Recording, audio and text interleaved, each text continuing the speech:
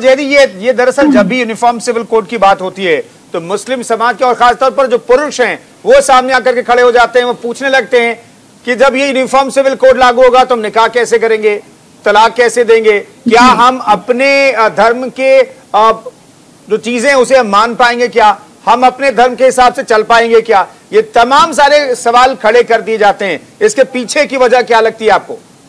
देखिए, मैं इसी पे बात करना चाह रही थी। मैं बीच में इशारा भी कर रही थी कि मैं कुछ कहना चाहती हूँ। हम देखिए, जो समान नागरिक संहिता है उसकी जो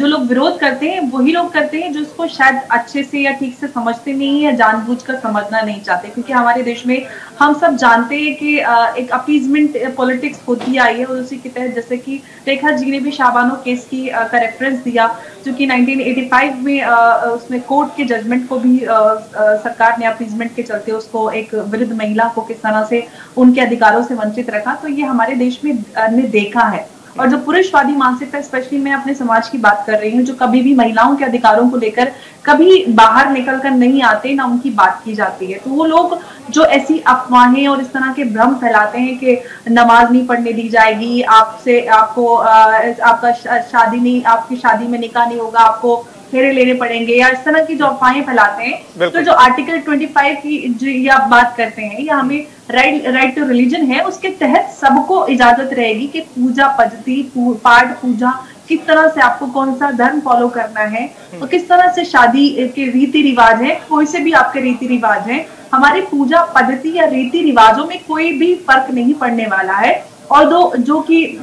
शादी के बाद होने वाले जैसे मसले होते हैं, जैसे तलाक है, गुजारे भत्ते की बात है, मेंटेनेंस की बात है, इनहेरिटेंस, सक्सेशन, अडॉप्शन, इस तरह के जो मसले होते हैं उनको लेकर जो हमारे देश में धर्म की और जाति धर्म के आधार पर, स्पेशली मैं बोलूंगी, जो पर्सनल लॉज बने हुए हैं, जिससे कहीं ना कहीं कॉम्प्लिकेशंस पैदा होते हैं और महिलाओं में खासतौर से जो हम देखते हैं कि भावनाएं इस तरह की उत्पन्न होती हैं कि एक देश में ही हिंदू महिला को वो अधिकार मिले हुए जो मुझे एज मुस्लिम वुमेन नहीं मिले, जबकि मैं भी भारत की नागरिक हूँ, जबकि और एक हिंदू या किसी और धर्म की महिला है। तो इस तरह की जो भावना आम मुसलमान औरतों में होती है, क्योंकि मैंने काफी समय ट्रिपल तलाक पे काम किया, मैं बहुत समय से काम करती आ रही थी, और क्योंकि लोगों में, खासतौर से महिलाओं की जब हम बात करते हैं, तो लोगों में कानून की जो बड़ी जानकारी कम होती है, और यही वजह है कि महिलाएं, पढ़ी लिखी महिलाओं की भी मैं बात करती हूँ, जो काफी एजुकेटेड होती हैं, उसके बावजूद भी कहीं ना कहीं कानून की समझ उनमें कम होती है। तो बहुत जरूरी है कि हम अपने अधिकारों को समझें,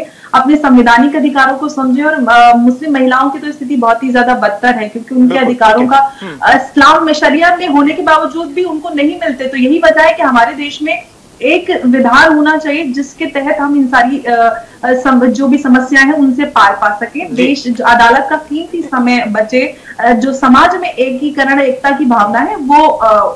आगे बढ़े। ठीक है, बरकत रेन कुछ कहना चाह रही है। बरकत जी। बिल्कुल अंबर बिल्कुल सही कह रही है। इससे सबसे ज्यादा जो फायदा है मुस्लिम बहनों को होगा, जो कि बहुत ही उनके साथ जो नाइंसाफी होती आई है इतने सालों से, उनको सबसे ज्यादा फायदा मिलेगा। मैंने भी बहुत सारे मुस्लिम बहनों से बात करी है, अंदर ही अंदर उनका बहुत मन है कि ऐसा कुछ हो जाए और उनको निजात मिले। बिल्कुल। रेखा अग्रवाल जी हमें बताइए, हालांकि अमर जैदी ने बता दिया कि भाई यूनिफॉर्म सिविल कोड लागू होने से आप अपने धर्मों को मानते रहेंगे, ये जो भ्रम फैलाने की कोशिश होती है वो कोशिश झूठी है, और अफवाह फैलाने की कोशिश जो होती है एक समाज की तरफ से, वैसा कुछ नहीं होने वाला है। लेकिन चूंकि आप कानून की जानकार हैं तो आप बेहतर तरीके से बता सकती हैं हमारे दर्शकों को कि यूनिफॉर्म सिविल कोड चाहे उत्तराखंड में लागू हो या फिर आने वाले वक्त में अगर दूसरे राज्य इसी तरह के कानून लाते हैं, या फिर देश में, पूरे देश में यूनिफॉर्म सिविल कोड लागू होता है, तो क्या कोई अपने धर्म को फॉलो नहीं कर सकता है? क्या वो अपने रीति रिवाज से शादी विवाह नहीं कर सकता है? ऐसा हो सकता है क्या? ऐसा होगा क्या?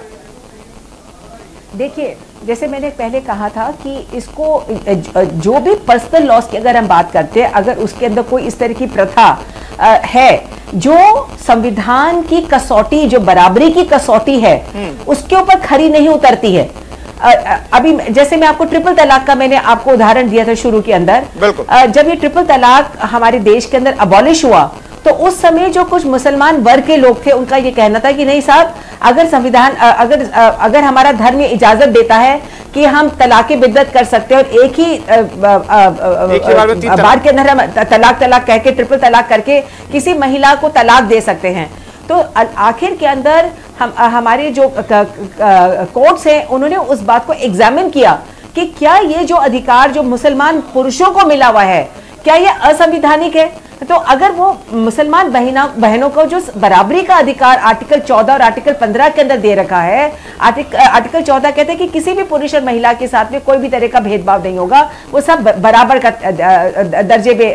देखा जाएगा। आर्टिकल 15 ये कहती है कि किसी भी महिला को अगर उसको समाज के अंदर उसको और बढ़ाना होगा, क्योंकि हमारे देश की महिला काफी दबी भी है, चाहे किसी भी धर्म की हो, और खासकर जो माइनॉरिटी धर्मों की जो महिला है वो तो बहुत ही ज्यादा रूढ़िवादी तरीके से उनको रखा जाता है, तो वो ना पढ़ाई लिखाई के अंदर आगे बढ़ पाती, समाज के अंदर आगे नहीं बढ़ पाती हैं। तो इन सारी चीजों को देखते हुए मुझे ये लगता है कि हाँ, यूनिफॉर्म सिविल कोड आर्टिकल 40 अनुच्छेद 44 के अंदर हमारे संविधान में लिखा हुआ है कि हर राज्य को ये कोशिश करनी चाहिए डायरेक्टिव प्रिंसिपल और स्टेट पॉलिसी के तहत कि उनके राज्य के अंदर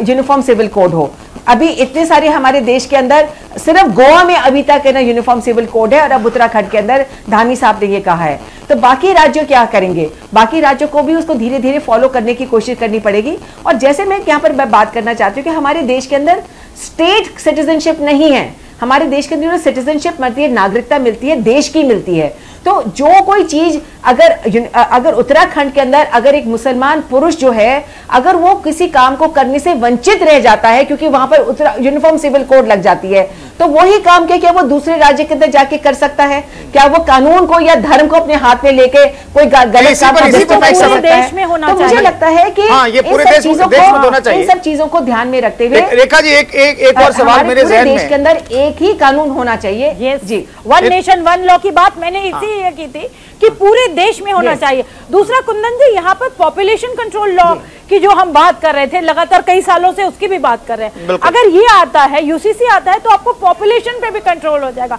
न 4 बीवियां होंगी न 64 बच्चे पैदा होंगे, तो बहुत सिंप्लीफाई हो जाएगा, ये एक और अच्छा काम होगा।